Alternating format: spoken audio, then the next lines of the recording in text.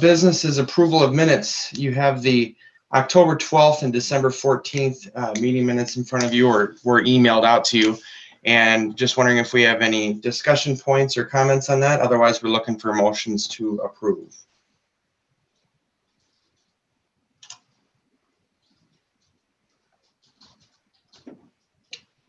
Any notes or any comments at all? I do not have any comments. All right, then we're looking for a motion to approve. I'll make a motion to approve the minutes as presented. Okay. All right, I can second that. All in favor? Aye. Aye. All opposed? Motion carries. We'll go right on to new business and introductions. Laura will let you introduce.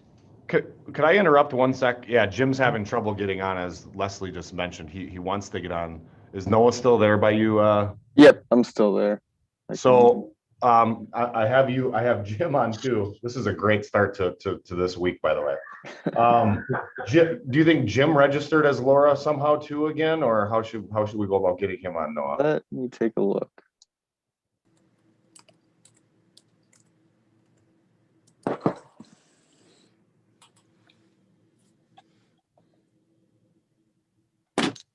What's the best email to reach you, Jim?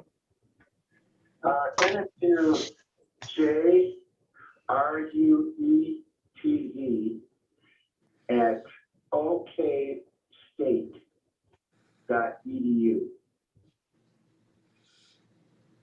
Did he say So okay? JRUETZ@okstate.edu. Yes. All right, we'll get you squared away. Just hang tight.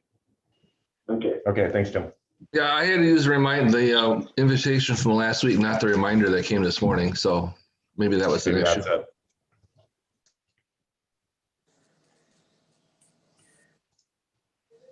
No, I'll put that email in the chat so you have it. Perfect.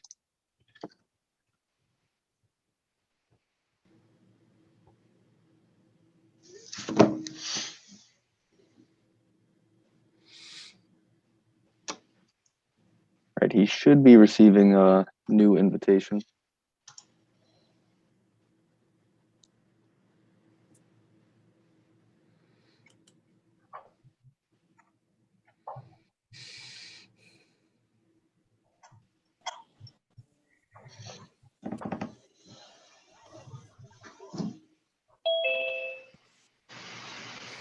There we go.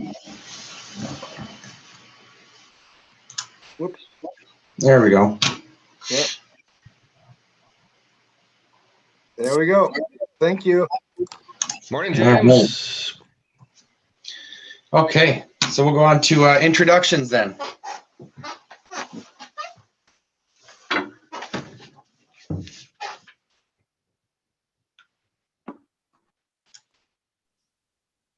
Oh, I can't hear you, Andrew.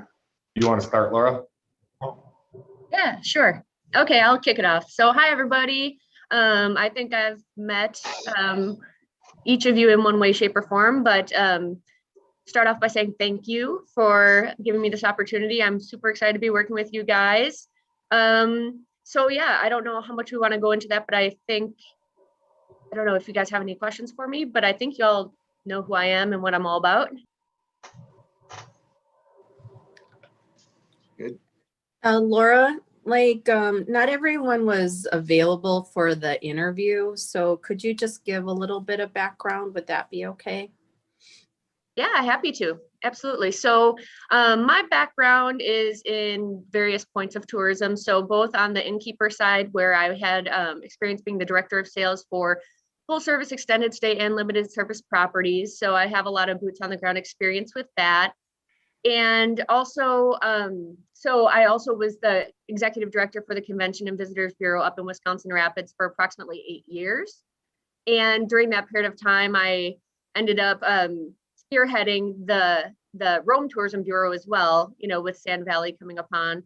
So I have experience within that role doing event planning, but then in addition to that, all sorts of community collaboration and everything from corporate to nonprofit to to community engagement. So I have a ton of experience in that realm, and I'm just really excited to bring it to Oak Creek.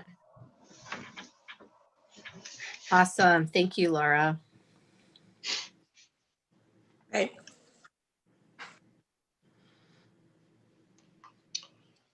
All right, anyone else want to do an introduction that hasn't met Laura face to face?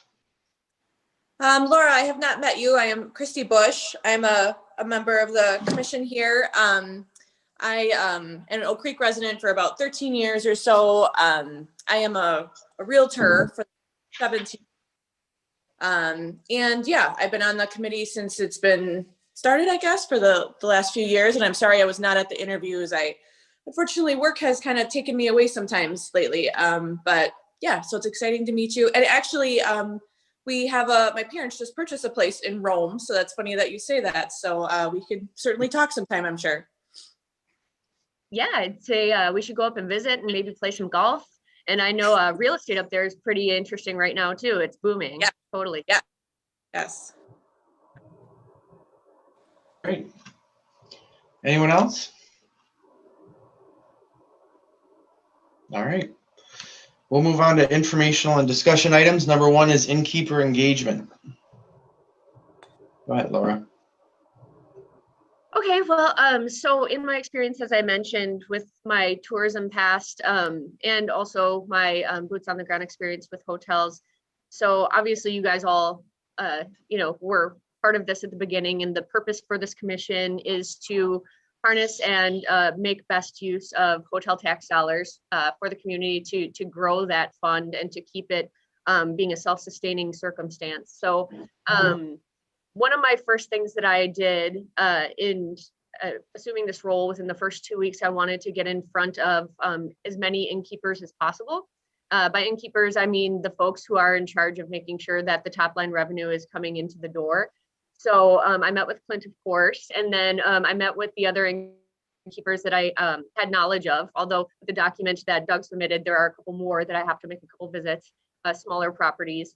But anyway, my reason for doing this is because that's our source of revenue. So if we're doing our job right, we're putting heads in the beds of those hotels and growing this fund, and it can be exponential year over year. So I really wanted to make sure that they were stakeholders and part of our conversation moving forward, because how do we know how to help them and how to grow their revenues and therefore our, funding for this commission if we don't know who they are and what their needs are. So I thought that was a super important part of getting started with this. So I'm putting together an innkeeper inventory so we know how many keys are at what properties, who the point person is.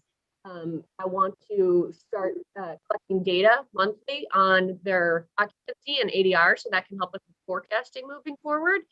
It can also help us understand what dry seasons there are. So when we do use the portion of dollars that we're using to market tourism to prospective visitors outside of the area, then we know what seasons to aim at, and we know what demographics we're going for and what markets we should push. So I think the more information we have and the more engagement we have with innkeepers, the better. Kind of a finger on the pulse of our industry. So, and in addition to that, I want to, and Clint is going to be a big help with this, I know, based on our conversation, I want to have quarterly innkeeper meetings so that they can have input and they can tell us where they, where they could use help and where their struggles are. And they can also get face to face with one another, because I think tourism as an industry can really unite here as it hasn't in the past. And so I think that we should be the facilitator for that, or namely I should in the name of the commission, assuming we have your blessing on that. So I don't know if you have anything to add. Oh, I think it's great. I mean, the more you can get, those key players in back in the loop, the better, and get more buy-in as well. So on different events and just get different feedback from an innkeeper perspective. Anything we can do, like you said, to grow that base, the more successful that the hotels are, the more successful that the city's going to be, the tourism commission is going to be, and it's obviously a non-ending cycle. So you're right. I think that's a really great, important piece, and I'm glad to see you working on it so far. Yeah, thanks. And so one other little bit on that is to remember that the stronger the innkeepers are, the stronger our funds can be. So although there is a community engagement piece to what we do and a business engagement piece to what we do, as long as we are keeping that funding source and that revenue funnel really full, then we know that we can apply the dollars however we see fit, and it benefits all of the community, not just tourism.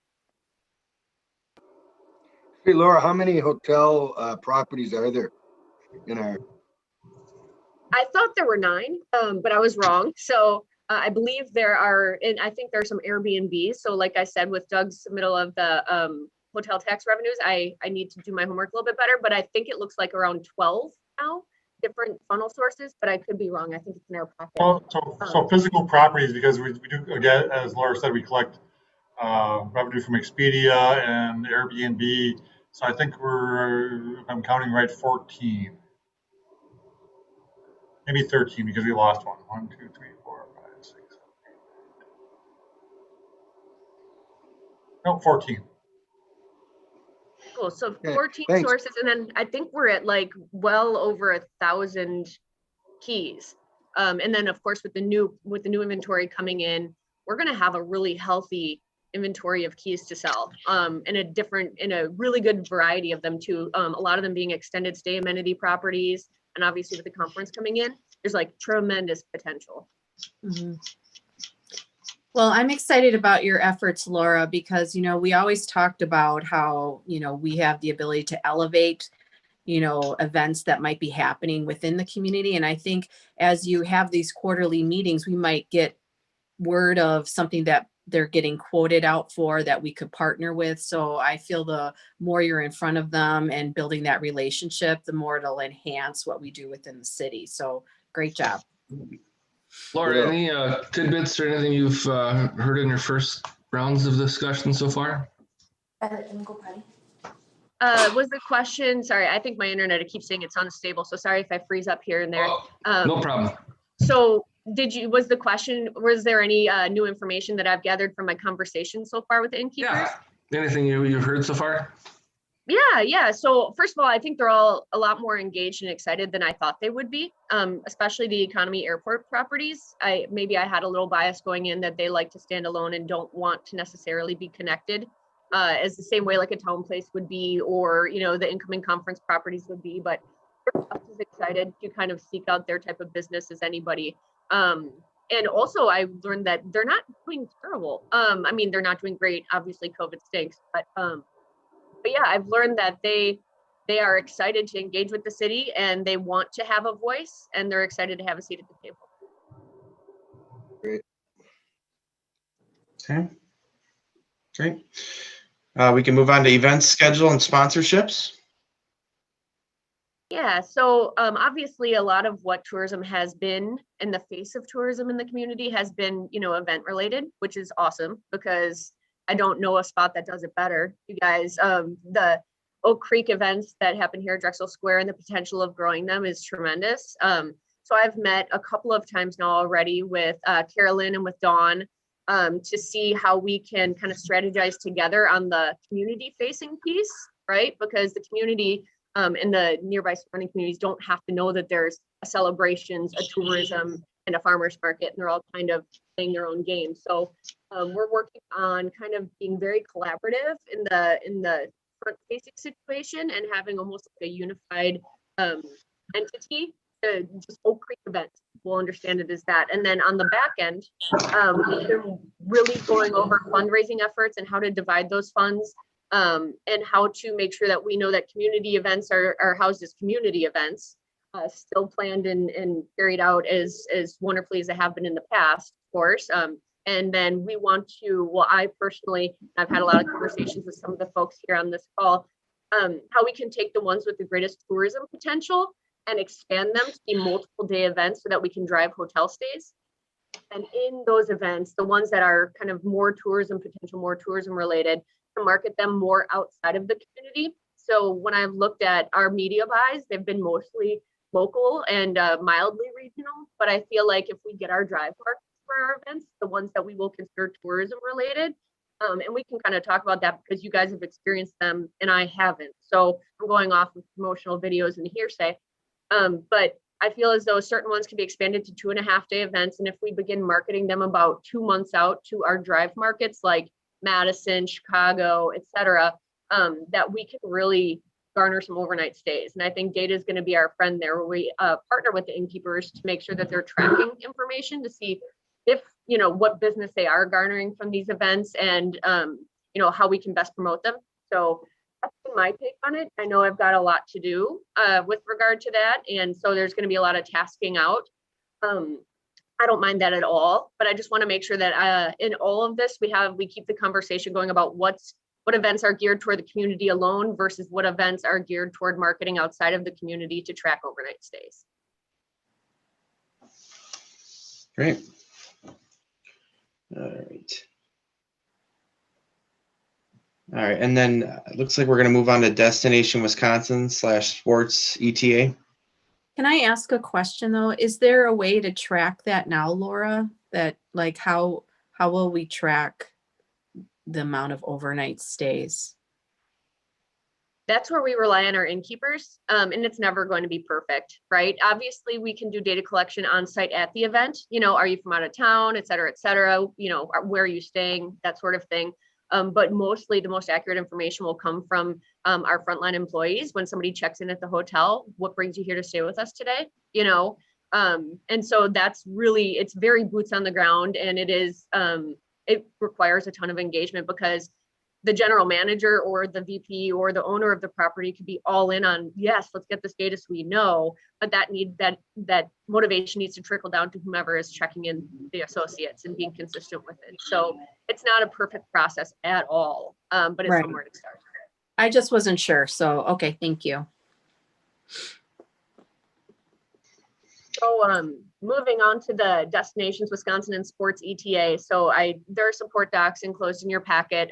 These are 2 membership organizations, 2 of which I've belonged to when I was in Wisconsin Rapids and when I was leading their tourism efforts there. And they were the 2 valuable associations that really brought quantifiable results to the community and to the CVB. So I just wanted to bring this to the table so that you guys could understand my thought process behind being at these the tables of these organizations. So Destinations Wisconsin is formerly WACVB, which is Wisconsin Association of CVBs. And it's basically all of the tourism entity executives. So myself or standalone convention and visitors bureaus or DMOs or whatever you want to call them. There are other tourism commissions at the table.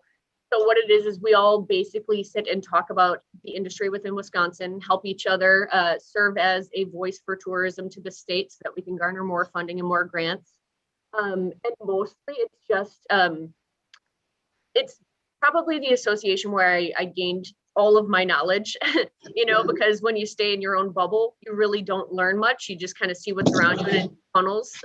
But when you get the perspective of 25 other people who are in your exact same seat in different communities, you get a ton of ideas. And they've generally gone through some of the circumstances that you have so that you can share pitfalls, you can share successes. And then of course, when necessary, you can collaborate with them. So we're all friendly competitors there. It's super valuable association. And then Sports ETA is formerly known as National Association of Sports Commissions. Now you notice all of these names just recently changed because of the room tax reform, and they want to, be more inclusive because not everything's a sports commission and not everything is a CVB, right? So there's a whole lot of different forms of entities now, also tourism commissions.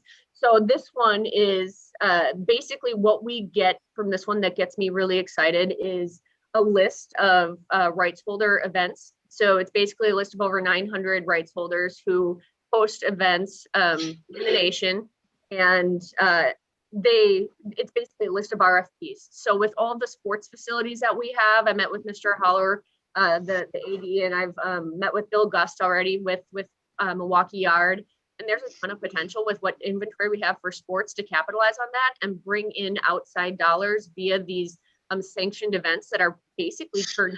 So we can bid on these types of events based on the listing through that association. And I can just about say that if we even garner one, the economic impact can be in the millions. So, and by economic impact, I mean dollars spent throughout the entire community, not just room tax revenue. So anyway, that's my enthusiasm for those 2 associations. And I hope to have your support in joining them and participating on a regular basis. Can I ask what the cost is to be a member?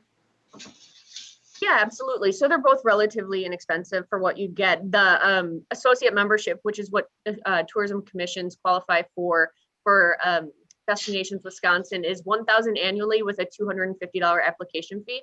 So first year $1,250, and then years following $1,000. And then sports ETA, I think it's $7. It's less than that. Sorry, it's in the packet here. It's less than $2,000 as well. So I can get you the exact info. No, that's awesome. Yeah, they're inexpensive. I mean, the ancillary costs associated with that, for example, though, are the travel to the meetings, conferences and learning opportunities, which we can go on a case-by-case basis to ensure that you guys see that they're valuable and worth the investment. But the big one for sports ETA that I would love to do once it's back in person is this symposium. And that is basically speed dating for rights holders. You put together your information, you get to sit down with 25 rights holders in one day and present why we are a premier destination for that particular sport. And there are hundreds of them listed. We can select the ones that we want, and they in turn select the ones that they want, and they pair us up best with mutual interest. So anyway, I'm really excited about it. So if I can jump in, Clint, is that okay? Yep. I'm sorry, did I cut you off, Kim? Nope. Oh, okay. Obviously we weren't, bringing these things forward to ask you for, $1,500 here or $1,200 there. We can do that at the staff level, of course, but we wanted you to get a little bit of a window into the opportunities that Laura sees, right? And obviously her vision for this, which I think we're on the right track with these two bigger pieces, especially the sporting piece of it. But a question for you, because we've now been together as a group for 3+ years, and I don't think we've ever gone through a bidding process on an event like this. So could you share maybe the mechanics of that, or kind of what's that pathway?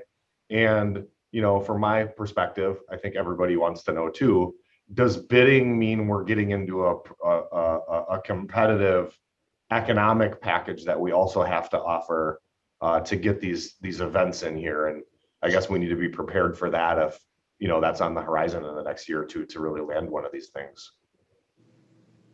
So kind of an annoying answer to that question is it all depends. They're all different. All of the RFPs are different, and they're not all created equally. So there are some really big fish in there, and then there are some kind of small ones. So I've garnered the National Cornhole Association tournament at one point in time, and there was next to nothing involved with that.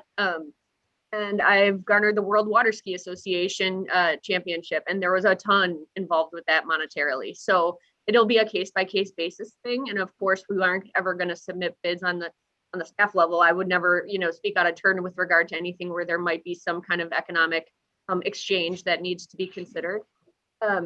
So in addition to that, it's also important for me to make mention that for these particular circumstances, if we were to garner a larger event where we need some funding in order to seed it, and then of course we reap benefit afterward, then there are tourism grants through the Wisconsin Department of Tourism too. There's a Ready, Set, Go, where it's if you're hosting a one-time event, they help you with that. They help you market it, and they help with seed funding for it. So there are also opportunities there. So we will definitely look at each one individually and exhaust every opportunity for grant funding for those circumstances. They're kind of just the same vein stuff, and then I'll be quiet. You guys probably won't even see me at many of these in the future, because obviously you're in great hands. So can you talk a little bit more about your conversation with A.D. Holler? I know that I was a little bit blind by the fact that you feel, I think, pretty strongly that we have certain opportunities because of our facilities around the city, and that's whatever we have, whatever the school district has, and whatever's in the private sector. I would have thought on the outset that without some big public or public-private complex, we wouldn't be competitive there. But could you talk a little bit about some of those opportunities, or maybe just a little flavor of the discussion you had with Scott? Yeah, so Mr. Holler had a ton of enthusiasm, and the basic takeaway from the conversation is, why haven't we tried this in the past? I know we can. And he was kind of scolding himself not us or the city or anything. He's just like, there are so many circumstances where we have the opportunity to host multiple. Excuse me very events. much. I'm gonna bounce to another meeting. Talk to Okay. you all soon. Come here. So he was very excited about the idea that we could collaborate on this, because in all honesty, I feel like he thought, well, it's almost too much for one person to take on or for one organization to take on. But if there's collaboration involved, then we can definitely do that. And so I think the misconception is that, yeah, you need one like master complex that takes over everything and it's like a one-stop shop for everything. And yeah, that's ideal. I mean, that's amazing, right? But the majority of tournaments and things like that that are sanctioned and unsanctioned take place in like collaborative environments where, this round takes place at this court, this round takes place at this court. And I'm just using basketball as an example, because we have a ton of basketball courts. And then the championship takes place here, that kind of thing, where people understand that they have to report to separate places for different age groups or different activity levels. So he was extremely helpful with regard to helping me understand what we do have inventory wise. So he said it all verbally and he took me around and showed me. I'm not smart enough to retain all of it after one tour, but he also said that he'd be willing to document our inventory to his knowledge of what we have and what is sanctioned for what level of play. So I obviously told him that he doesn't need to prioritize that. He's got his hands full, but the second he gets that to me, I can put together the information about what we have that paired with the RFPs. I can scan through these RFPs and then cross-reference them with the information that he gets me, and I know which ones to target, and he's really excited about that. And he says he has a volunteer base, and he himself and the school district are excited to be a part of it. So. Well, and this, speaking from the hotel side of it, this is very exciting for us because this helps us tremendously. Youth sports is huge to this market, and it will be especially important going forward as we continue to see these, Summerfest delayed till September, Germanfest canceled.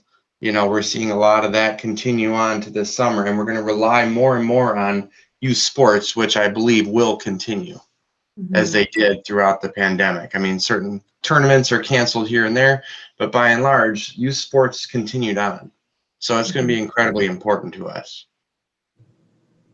Yeah, I think that there are a couple of industries that I've read about during the pandemic that are almost like recession and pandemic proof. And that is vanity. So, people will get back to the salons as soon as possible, and anything with regard to youth and the quality of life for, young people on the family side, not necessarily on the school side, but mom and dad won't let their children suffer for long. So I agree that one's going to be really continuous regardless of the future.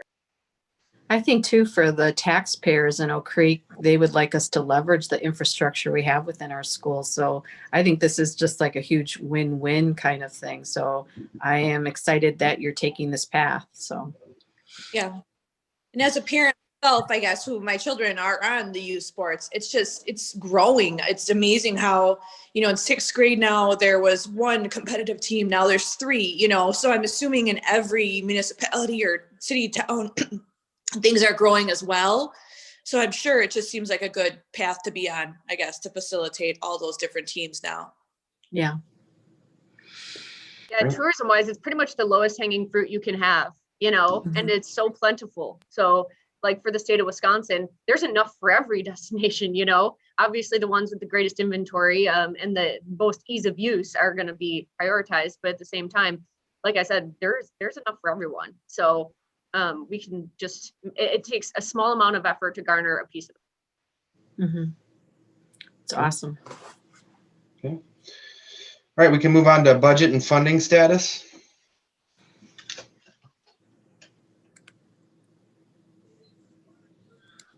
Doug, do you want to start with that? We can go over the spreadsheet. There's been some updates to that, and then I can round it out with where we ended up. We're kind of our running total of our fund for the last few years and the impacts of COVID, et cetera. So Doug, do you want to start there? Absolutely. Let me share my screen here, hopefully. And hopefully everyone's seeing that. This is the kind of the recap of the room tax revenue by quarter for this year. And, obviously goes without saying that, very impactful year in terms of the impacts of COVID. But the takeaways here, and I apologize, there was a bust in one of the formulas from the sheet and the information that you received as part of your packet. And bottom line is that the amount of that the city received in hotel room tax dollars was $736,000. If we compare that to, for example, let's see if I can get something that shows you.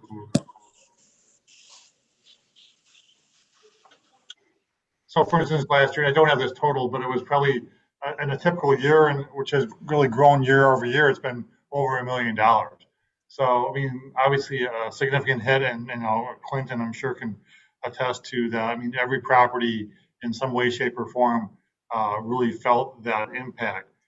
So what that means, and we talked about this in the past and with state statute and the funding formulas, and I'll kind of just walk you through that again, just to set the stage for that. So the total is $736,000. That's tax in. We take out the tax received for the Town Place Suites because that stays, and tax and criminal district number 11, which leaves available revenue of $611,000. By state statute, the city can retain, and this is a formula that kind of the statute says for 2020 we can retain $542,724, which were the same that the city retained in 2011. And you can see that slides down. So starting in this year and beyond, the city will be able to retain $538,000 and change, essentially for the foreseeable future. So that's last year's number. Of that, the city has kind of historically sent $457,000 to its general fund. Nothing magic about that number. It's just something that the city has always done. The remainder of that has gone into Fund 31, which is economic development, which would be $85,724. Again, those are decisions that the city can make. I mean, with the money that it retains, that 542, they can do with that whatever they want with that. So based on that historical funding formula, that leaves $68,483.11 that is forwarded to tourism that's received in 2020. So, I mean, obviously that's far less than the budget that we had set out there. So, I mean, a number of decisions to be made with respect to moving forward. And I think that Andrew we made some internal decisions with how to kind of bolster that fund for 2020, just so that we could maintain a positive cash position. So with that, if anyone has any questions, I'd be happy to answer those. If not, Andrew, if you kind of like to pick up on that. Yeah, I mean, I think, that's pretty scary when you look at the budget we put out there and the fact that last year we only received, we're only going to book in 68.5. However, you guys probably know this, you were part of it. We were also incredibly judicious last year with the expenses going out of the door. So the other page that is in your packet, and I can, Doug, can you not share? Go ahead. Let me just get to Laura here.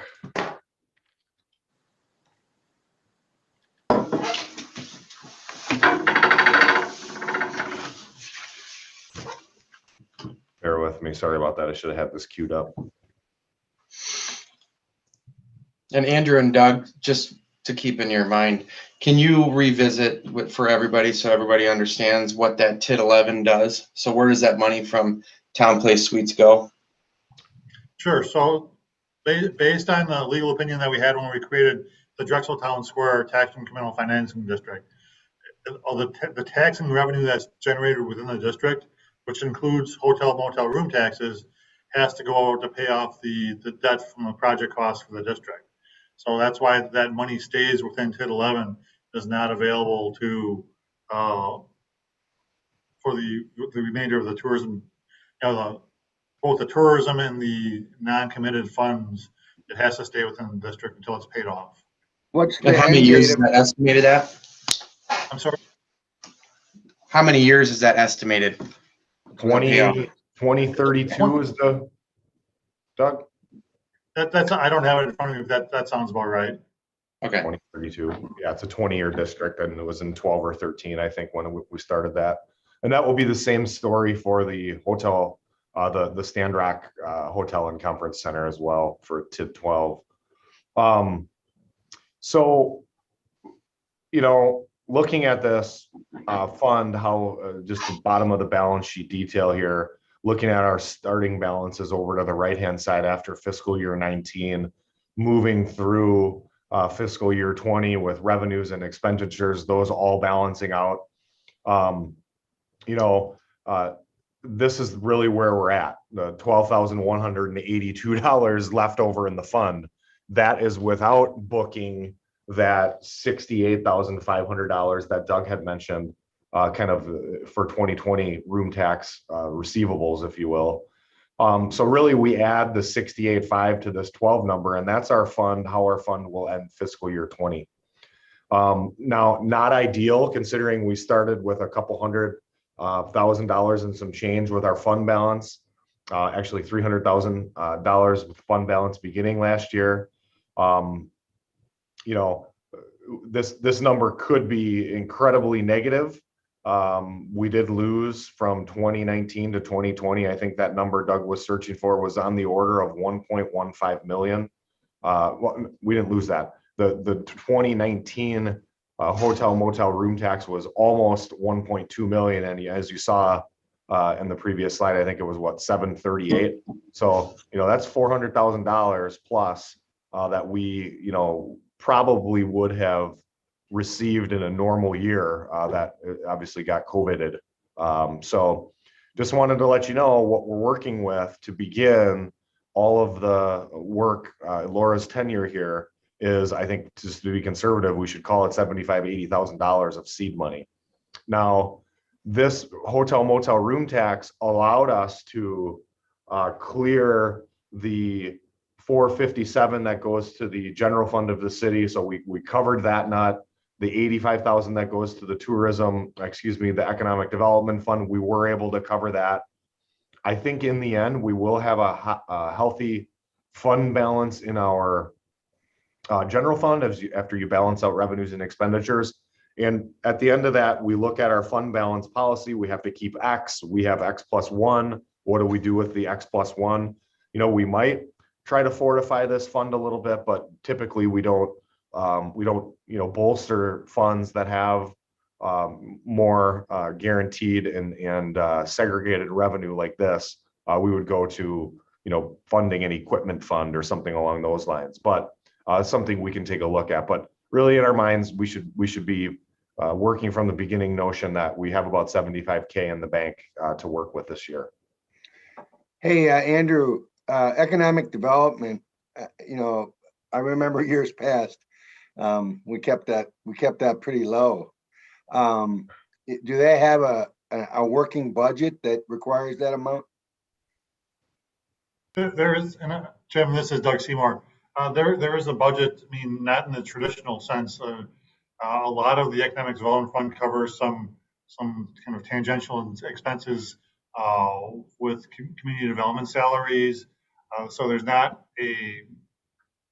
and to the extent that there's obviously the tourism commission, there's Laura's position, there's activities that go with it. There's no real economic development focus and as far as the activities there, but it just does go to cover a portion of the salaries for some of the positions that really do the work within the economic development sphere. Yeah, yep, okay. How does Savage Solutions fit into that? Like for this year, like are we contracted for them? So what Laura needs, it's already included in the contract, or were we billed out for each thing we had them working on? So I met with Corey and we are not currently under contract. So the way we sit with that right now is that they were actually super generous with giving us free and permanent access to our past files. So I've been talking with Leslie quite a bit about that. So currently what we have is absolutely no retainer with them. However, we do have all of the access to the previous materials, and Leslie's confident with making small edits to move forward.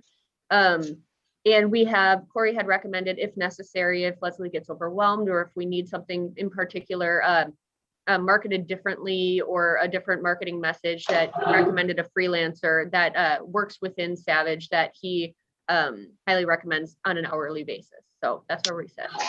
Yep, that sounds great. So if I could just add to that, I mean, I think Corey, you know, I don't know if generous is the word, but certainly a good partner. You know, he basically came to the city when Laura was hired and had a conversation with the team. I've since had, you know, a couple conversations with Corey just to make sure I understood. He's like, you guys don't need to pay us $4,000 a month on a retainer to handle your graphic design, your social media. If and when, and I really think Savage is a great partner, you guys want to utilize us to push some of your larger stuff and really have a marketed, really have a thorough marketing campaign on a new event you wanted to bring to the city for the weekend, absolutely engage us. But in the meantime, you can find a way at a very much more economical arrangement to handle certain things that you need more in-house at this point. And I really stress to Leslie and Laura that I think we do need to go out and source that additional help. You know, this isn't going to just come on existing staff that we have here. I don't want that. So, I mean, but in the flip side of that, we have a lot of money to work with, and it's only going to take whatever solution they arrive at. It's only going to be a fractional amount of what we were putting out the door on the Savage retainer. So that is definitely capacity to work with for this group moving forward. Yep, sounds good. Thank you. Okay, anything else on budget or funding status? I think just to maybe just to close it out. I mean, I think one of the obviously you can take a look at how you can sharpen the pencil for 2021 and the decision to essentially cancel Winterfest for this year. It was the right one on several levels. I mean, given the situation with COVID, the situation with the transition in personnel, and really the kind of the revenue or the cost revenue imbalance that we were getting out of that event, and the fact that it really didn't touch the number of people that some of our other events did. So, I mean, that was a pretty substantial savings in terms of the outlay for Winterfest. That'll help the situation a little bit for 2021. I agree. I feel this year is a great time for Laura to get traction and to do things that we haven't been doing. And I don't think anyone would hold it against us not to have as many events or any events this year.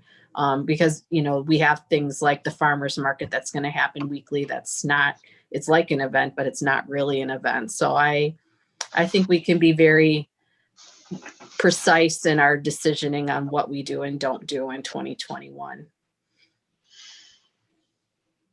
I agree. Okay. That said, we're looking for a motion to adjourn. Oh, one comment. Yes, yeah. I know this is the first meeting, Laura, but I think I can speak for everyone saying that we're very excited. You really hit the ground running, and it's great to see.